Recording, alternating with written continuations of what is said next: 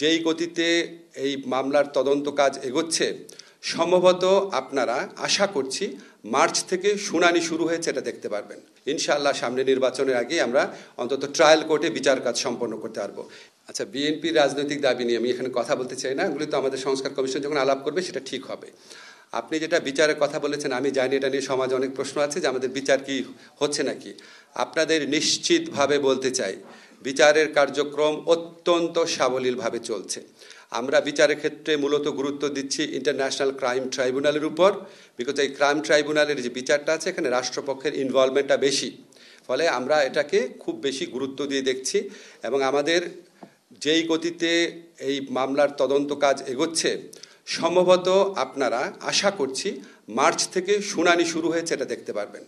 এবং আমাদের আশা আছে, এগেইন এটা বিচারালয়ের বিষয়, আমাদের আশা আছে, আমাদের বিশ্বাস আছে, আমরা যে গতিতে এগোচ্ছি ইনশাআল্লাহ সামনে নির্বাচনের আগে আমরা অন্তত ট্রায়াল কোর্টে বিচার কাজ সম্পন্ন করতে পারবো।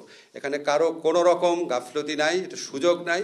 আপনাদের কাছে আমাদের প্রতিজ্ঞা, কমিটমেন্ট, অবশ্যই বাংলাদেশে যে নির্মম, যে আপনার অমানবিক গণহত্যা সংগঠিত হয়েছে, অবশ্যই আমাদের সরকার এটার বিচার করবে। আপনি কিন্তু ভাই আমার কথাটা মিসকোট করেন না। আমি বলেছি রাজনৈতিক দলের সাথে মতৈক্যের ভিত্তিতে যেই সংস্কার প্রস্তাবগুলোর ব্যাপারে ঐক্যমত হবে সেইগুলির বিষয়ে আমরা আইন ও নীতি প্রণয়ন করব এবং বাস্তবায়নের চেষ্টা করব। রাজনৈতিক মতৈক্য ছাড়া তো বলি নাই।